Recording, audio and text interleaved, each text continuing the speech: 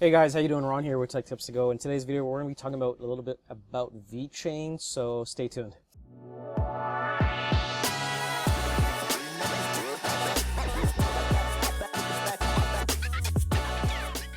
All right, so today's video, what we got going is kind of like a recap of my last video that I put out there. Well, not my last video, but probably about 2 videos ago. And like I mentioned, if you don't follow Molly Lee, follow her on Twitter. And remember, I showed you guys a post, what she wrote, and she said, just in, legalized crypto exchanges in China is not far. Industry Information Technology Department of Hainan posted an announcement, says that it supports leading enterprises to building digital currency trading platform. Digital currency, aka cryptocurrency. FYI, Huawei, which is a popular currency exchange, is in Hainan.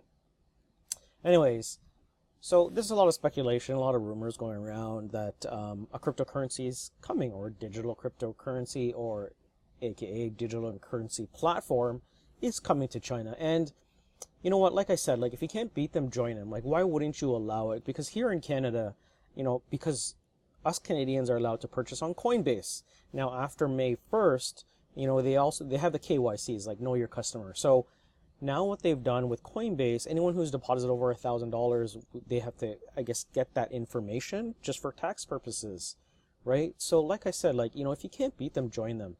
I think the best way to do this is to kind of regulate things. And if you look at this piece of news that I'm going to show you, this what's kind of makes me more bullish to exchanges coming into China, because you know what, the best thing to do is allow it, because there's a difference between like blockchain enterprise solutions and cryptocurrencies.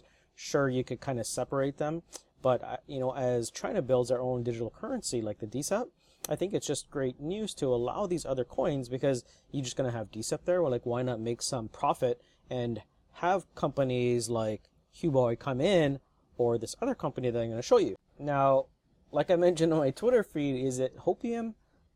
You know what? I'm going to read you this article, and then you guys can tell me, leave your comments. Do you guys think it's coming? I think there's a possibility, not in the near like 1 to 3 years, but I do think it's coming. And it kind of makes you more bullish on those Asian Chinese coins that you hold, aka Vechain, right? I bag a lot of Vechain. You guys know I bag a lot of Vechain. But there's the other companies as well that's going to benefit this, like Walton, Ontology, Iota. Those companies are in China. So China is so big, like 2 to 3 billion, with all the other countries around it. Japan, Korea, like, if they allow for this exchange, it's just going to be so huge. It's going to provide a massive dump. So anyways, this is an article from, that Yahoo Finance. They kind of put it out, Yahoo News. And what it says is, according to public records, the Ministry of Industry of Information Technology in China approved Binance's domain, binance.cn. And as we know, in China, everything is regulated with media. Anything is strictly regulated. You can't even put anything out in the newspaper without going to the state media control center and asking for their permission, if it can be publicly out there on media, right? So it says the domain is registered underneath the company Shanghai Binaishi Information Technology LLC, which has similar pronunciation as Binance in Chinese. So the government record also shows that Binance registered the domain underneath the company blah blah blah as Chinese crypto media site Chain News first reported. The only legal representative of the company is Zheng He. He has 2 other registered companies underneath his name. All 3 companies were registered within the past 3 months and possesses names that pronounce similar to Binance. So I do, like, when you think about it, it's like, if you can't beat them, join them. And like we know that the president of China, Xi Jinping, allowed 2 companies, he banned all cryptocurrencies to be traded and accepted like in China, but he allowed 2 blockchain companies to operate, which was obviously, we know, is Vechain and another. And Sunny tweeted about this because he was kind of happy, right? And it was kind of like news to come out that his company was one of the only 2 companies allowed to operate, like, I guess, in blockchain / cryptocurrency, right? And like I said, if you can't beat them, join them. And yes, it makes me bullish, and I think it's coming. Like, it's just a matter of time, right? Because we all know cryptocurrencies and blockchain, they kind of go hand in hand, right? So, like I said, you can't beat them, join us. So on to the next piece of news. Now I get a lot of these questions, and this is my fault. I didn't tweet out there, but someone sent me a message, got my email, and now I've got like 50 emails from you guys. So sorry if I'm not responding to them. I'm kind of busy, but to answer your question, like those fireworks, what's going on? So for the veterans that are out there, you guys already know about this. For the beginners, you're asking, what are those fireworks? What am I talking about? Deloitte's burning, fireworks, the noise, the boom.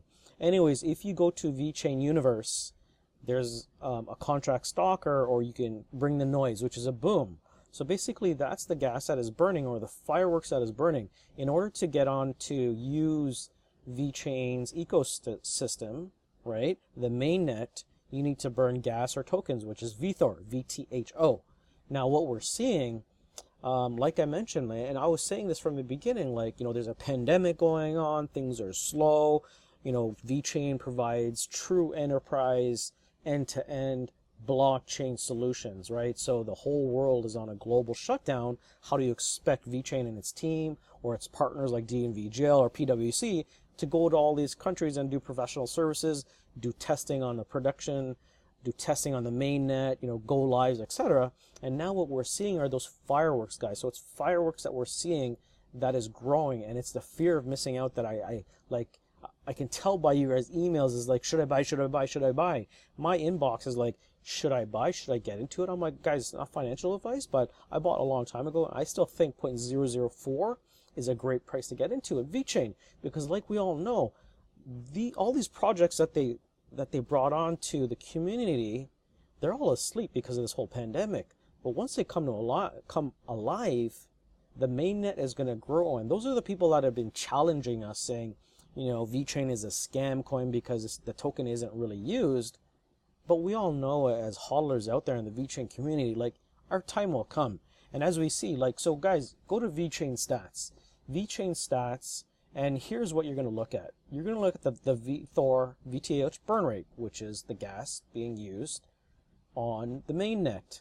So today, burn is 3 million. Now, this burned very fast, right? And then yesterday, we almost burned 5 million.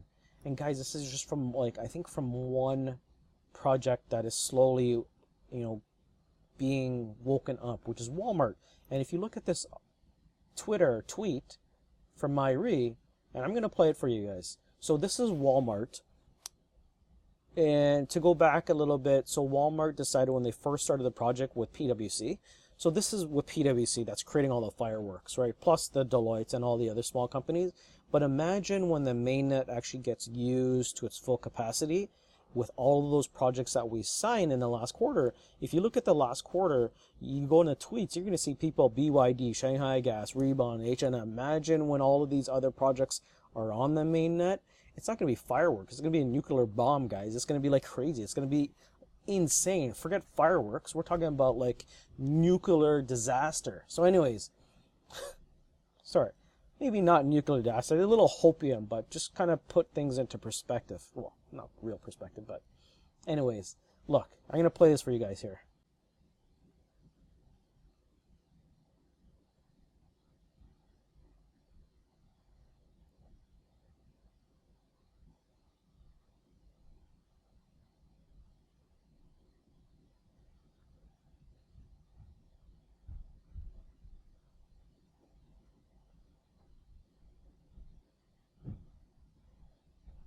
Anyways, you guys get the point. So anyway, this is the Walmart product. So the history of Walmart was they're going to add 30, and then they're going to add 100 products. And then as that project goes along, they're going to start adding new items.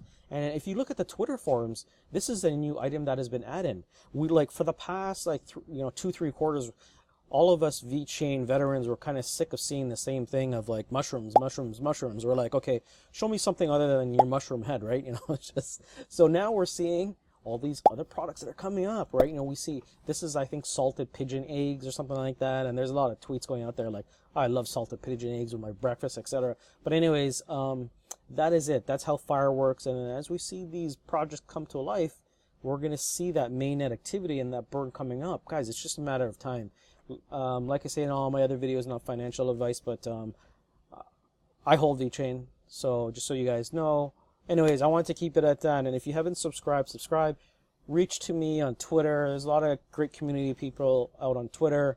Also on Reddit. Reach me out on Reddit or Twitter. So anyways, if you guys like the video, subscribe, comment, and I'll see you in the next one.